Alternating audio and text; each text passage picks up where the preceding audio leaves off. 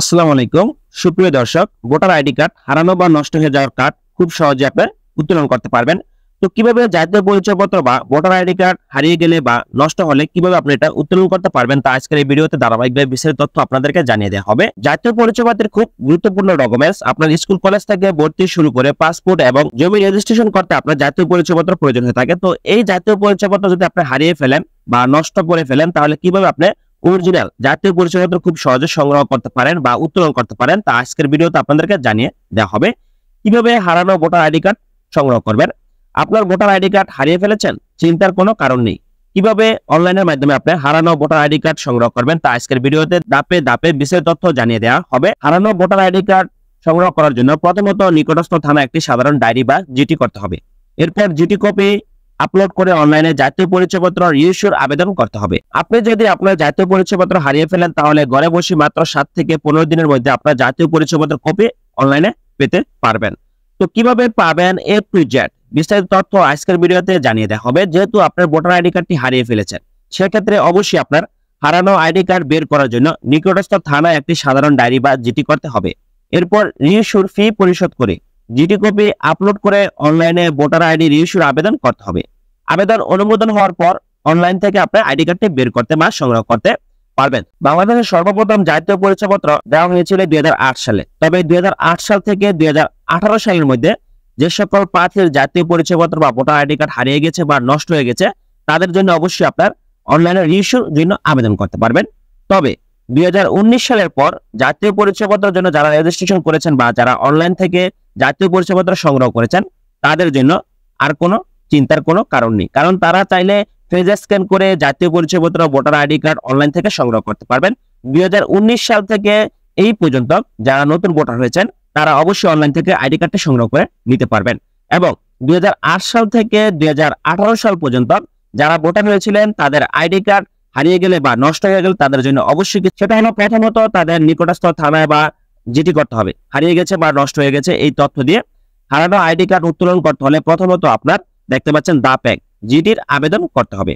আপনার নিকটস্থ থানায় একটি লিখিত জিটির আবেদন জমা দিতে হবে। এরপর অনলাইনের মাধ্যমে জিটির আবেদন করতে পারবেন। যথাযথভাবে জিটি গ্রহণ হলে জিটি গ্রহণকারী পুলিশ অফিসারের নাম ও তার মোবাইল নম্বর সংগ্রহ করে রাখতে হবে। পরবর্তীতে অনলাইনে রিইস্যুর আবেদন করতে এগুলা প্রয়োজন হবে।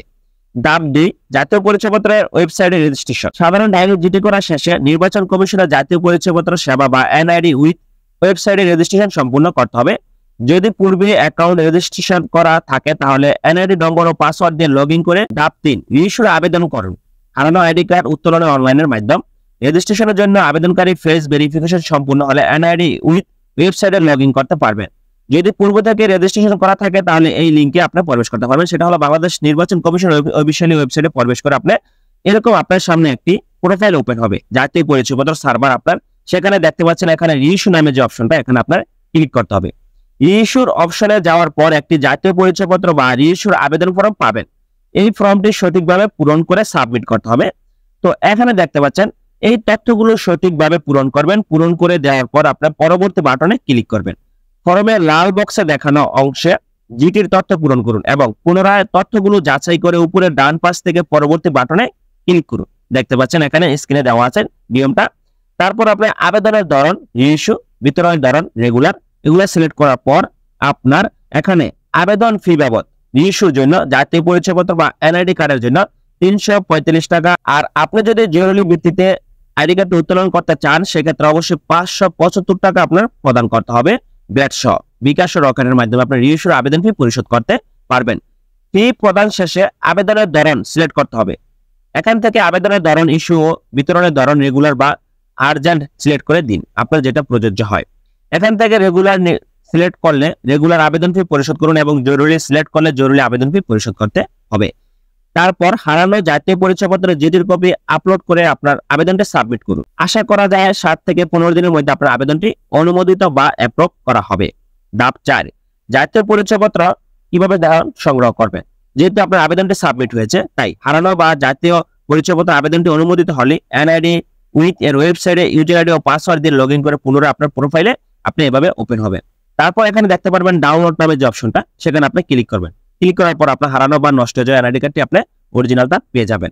তবে আপনার আবেদনটি যদি অ্যাপ্রুভ হয় তাহলে অবশ্যই আপনার মোবাইল ফোনে এসএমএস করে জানিয়ে দেওয়া হবে 105 নম্বর থেকে। তারপর আপনি যত দ্রুত সম্ভব বাংলাদেশ নির্বাচন কমিশন অফিসিয়ালি ওয়েবসাইটে প্রবেশ করে আপনার প্রোফাইলে ডাউনলোড নামের যে অপশনটা এখান থেকে আপনার দ্রুত এনআইডি কার্ডটি সংগ্রহ করে নেবেন। আপনার আইডি কার্ড সংগ্রহ করতে যদি দেরি করেন তাহলে অবশ্যই পুনরায় আপনার নির্বাচন কমিশন অফিস থেকে আইডি কার্ডটি সংগ্রহ করতে হবে।